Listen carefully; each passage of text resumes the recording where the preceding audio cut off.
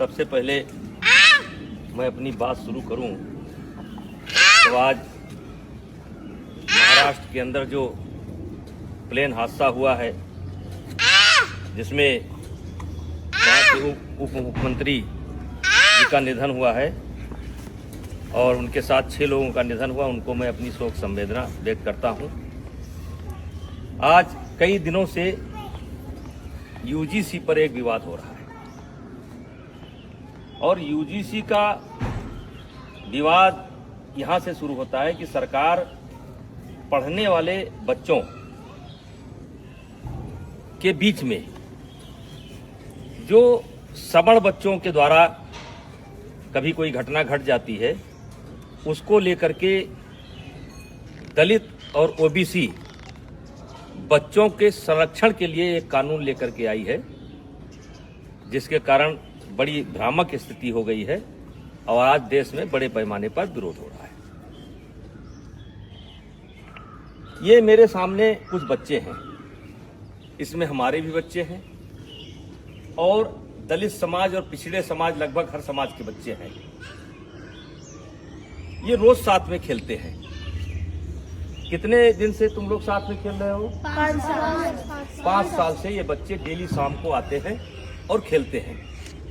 फिर इनको कोई नाश्ता पानी? हाँ, जैसे लड्डू मिठाई चाय आम मटर सीजनल, यानी जो घर पर रहता है वो ये लोग साथ में बैठ करके ये नाश्ता करते हैं। ये कोई कानून के तहत नहीं कर रहे हैं, ये कानून के बंदिश से नहीं खेल रहे हैं। ये हमारी सनातन की परंपरा रही है, हमारे नस नस में है। पंडित दीनदयाल जी ने कहा था कि जो नीचे हैं उनको ऊपर लाना है और यही हमारी सनातन परंपरा है, यही हमारी सवर्ण परंपरा है कि जो नीचे हैं उनके साथ भेदभाव ना करना, ऊपर लेकर के आना। इसका मिसाल ये किसी कानून के तहत नहीं हो रहा है।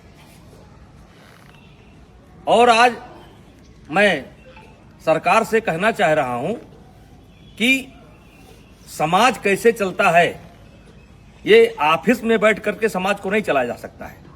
समाज को चलाना है तो गांव आइए और गांव में देखिए कि बिना भेदभाव के, बिना किसी जातीय रंग के एक साथ बच्चे खेलते हैं। कोई बच्चा किसी की जात नहीं पूछता है। क्या आप चाहते हैं कि भविष्य में इस घर के अंदर एंट्री दी जाए तो ओबीसी को न दी जाए? क्या आप चाहते हैं इस घर में एंट्री दी जाए तो दलित को न दी जाए? क्या आप चाहते हैं ऐसा आप माहौल खड़ा कर रहे हैं? तो आपसे हाथ जोड़ करके विनती है, इस मामले को वापस लीजिए।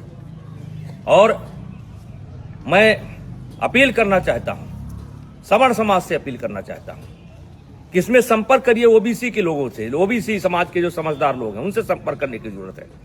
जो दलित समाज के समझदार बच्चे हैं उनसे संपर्क करने की जरूरत है और उनसे इसका विरोध कराना है, क्योंकि गांव में हम एक साथ रहते हैं। गांव में कोई शादी होता है, ब्याह होता है, हर आदमी का कोई ना कोई हक है, कोई ना कोई नेग है, हर तरीके से भागीदारी होती है।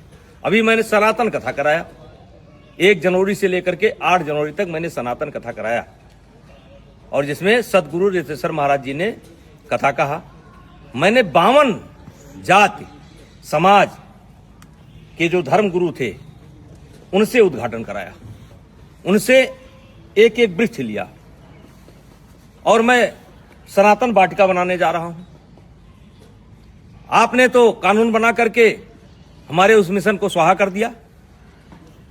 आकर के आइए हम आपको दिखाते हैं कि कौन सा समाज ऐसा है जिसने उस कथा में भागीदारी नहीं की है और सहयोग नहीं किया है। तो ये कोई नई परंपरा नहीं है, ये हमारी सनातन परंपरा है, ये हमारी परंपरा रही है। इसमें कानून की कोई जरूरत नहीं है। हाँ, कोई बच्चा गलती करता है जो क्षमा करने योग्य नहीं है तो उसको आप सजा दीजिए। यदा कदा घटनाएं घट जाती हैं, सजा दीजिए, उसमें कोई विरोध नहीं है। लेकिन ये जो कानून है ये समाज में टकराव पैदा करेगा और इसीलिए आज कई दिन से मेरे ऊपर दबाव पड़ रहा था, बोलो बोलो बोलो। हमने कहा हम गांव में जाकर के बोलेंगे। ये बच्चों को मैंने जानबूझ करके इकट्ठा नहीं किया है, इसमें हर जात समाज के बच्चे हैं और एक रोज की बात नहीं, रोज खेलते हैं। और ऐसा केवल यही नहीं है, हर गांव में है। हर गांव में कोई क्रिकेट खेल रहा है, कोई कबड्डी खेल रहा है, कोई खो खो खेल रहा है, एक साथ पढ़ते हैं। वैसे भी इसके पहले आपने कानून बनाए, दलितों के ऊपर अत्याचार ना हो इसके लिए कानून बनाए। क्या दलितों के ऊपर अत्याचार रुक गया? महिलाओं के साथ अत्याचार ना हो उसके लिए कानून बनाए आप, क्या वो रुक गया? दहेज के नाम पर कानून बनाए आप, क्या वो रुक गया? रुका नहीं, दुरुपयोग ज्यादा होता है। जहां ऐसे कानूनों की समीक्षा की बात होनी चाहिए, अब पता नहीं किस मंशा से अधिकारी बैठ करके ऑफिसों में निर्णय ले लेते हैं। अब वो चाहते हैं कि ये बच्चे अगर दोस्ती करें तो जात देख करके करें, वर्ग देख करके करें। तो मैं इस कानून के पूर्णतः विरोध में हूं। अगर जरूरत पड़ेगी तो आंदोलन होगा, लेकिन आंदोलन में केवल क्षत्रिय नहीं होंगे, सनातन धर्म के मानने वाले सब होंगे, दलित भी होंगे, पिछड़े भी होंगे। ऐसे कानून की जरूरत नहीं है जो कानून हमको बांटता हो। ऐसे कानून की जरूरत नहीं है। तो कृपया हाथ जोड़ करके विनती है, मैं बहुत छोटा आदमी हूं, मैं जानता हूं कि इसका असर पता नहीं आप पर पड़े कि ना पड़े, लेकिन ये गांव ऐसे नहीं चलता है। अगर इस लोकतंत्र को जिंदा रहना है तो गांव में क्या हो रहा है इसको देखना पड़ेगा। ऑफिस में बैठ करके आप गांव को नहीं दे सकते। तो कृपया यह बंद करिए। सवर्णों के बीच में झगड़ा होता है, ब्राह्मणों ठाकुरों के बीच में भी झगड़ा होता है, दलितों के बीच में झगड़ा होता है। कहां तक आप कानून बनाएंगे? तो भाईचारा स्थापित करिए।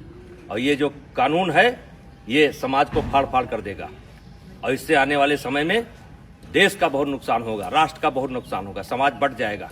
कृपया हाथ जोड़ करके विनती है, ऐसे कानून न लाएं। कहने को तो बहुत कुछ इच्छा है, बोला जा सकता है, लेकिन बोलने की कोई आवश्यकता नहीं है।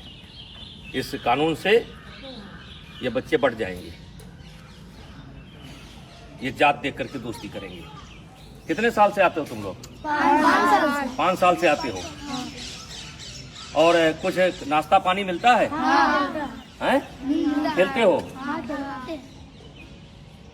तो मैं जो लोग भी लेकर के आए हैं उनसे कहना चाहता हूं कि ये कानून आपका समाज में भेदभाव पैदा करेगा और ये बच्चे बढ़ जाएंगे, और ये देश के लिए अच्छा नहीं होगा।